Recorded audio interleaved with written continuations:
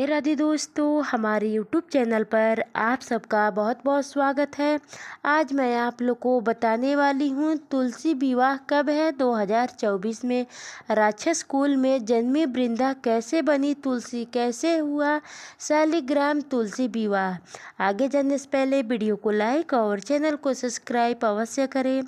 हर साल कार्तिक मास की 10वीं तिथि पर तुलसी विवाह होता है। इस दिन के बाद से ही दोबारा सभी मंगलीय कार्य शुरू होते हैं। आइए जानते हैं कि माता तुलसी से आखिर भगवान विष्णु ने विवाह क्यों किया था। सनातन धर्म में तुलसी के पौधे का खास महत्व है। इस पौधे से जुड़ी कई मान्यता भी हैं। ऐसी भी मान्यता है कि भगवान विष्णु को तुलसी अति प्रिय है, इसलिए श्री हरि की पूजा में तुलसी के पत्ते शामिल किए जाते हैं। इतना ही नहीं, भगवान विष्णु से माता तुलसी से विवाह की परंपरा है। मान्यता है कि कार्तिक महीने में भगवान विष्णु की पूजा करने से साथ अगर तुलसी पूजन की जाए तो विशेष लाभ मिलता है। इसी महीने में तुलसी विवाह का भी मान्यता है।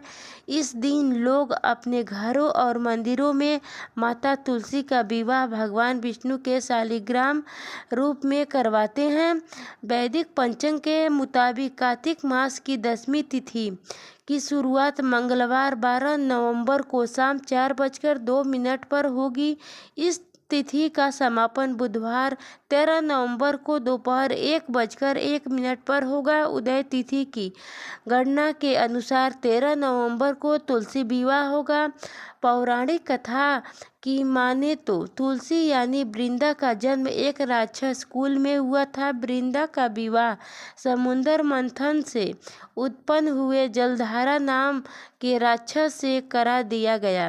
वृंदा भगवान विष्णु की परम भक्त होने के साथ पतिव्रता स्त्री भी थी, जिसकी वजह से उसका पति जलधारा भी शक्तिशाली हो गया था। जलधारा इतना शक्तिशाली हो गया था कि किसी भी युद्ध में वह नहीं हारता था। इसके पीछे की वजह थी कि जब भी किसी युद्ध पर जलधारा जा तो तुलसी यानी वृंदा भगवान विष्णु की पूजा करने लगती, जिसकी वजह से भगवान विष्णु उसकी सभी इच्छाएं पूर्ण करते थे।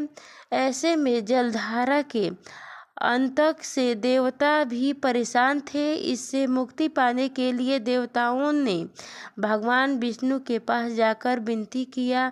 देवताओं की बात सुनकर भगवान विष्णु ने इस समस्या का समाधान निकाला और वृंदा के सतीत्व को ही नष्ट करने की बात कही। वृंदा के पवित्र व्रता धर्म को तोड़ने के लिए भगवान विष्णु ने जलधारा का रूप लिया और वृंदा को स्पर्श कर दिया, जिसकी वजह से वृंदा का पवित्र व्रता धर्म नष्ट हो गया और जलधारा की शक्ति क्षीण हो गई।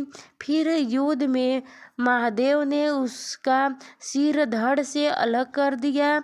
जैसे ही भगवान विष्णु के छल के बारे में वृंदा को पता चला तो वह क्रोधित हो गई। फिर क्रोध में आकर वृंदा ने उन्हें पत्थर बनने का श्राप दे दिया। इसके बाद तुरंत भगवान पत्थर के हो गए, जिससे देवताओं में हाहाकार मच गया। हालांकि देवताओं की प्रार्थना पर वृंदा ने अपना श्राप वापस ले लिया। श्राप वापस लेने के बाद वृंदा अपने पति का सिर लेकर सती हो गई। फिर उनकी राख से एक वरदान देते हुए कहा कि मैं इस पत्थर रूप में रहूंगा, जिससे शालिग्राम के नाम से तुलसी जी के साथ ही पूजा जाएगा। मान्यता है कि भगवान विष्णु के इसी वरदान के चलते हर साल देव उठनी एकादशी पर विष्णु जी के स्वरूप शालिग्राम जी और तुलसी का विवाह कराया जाता है। ये परंपरा सदियों से चली आ रही है, जो अब तक बड़े ही धूमधाम से भी निभाई जाती हैं।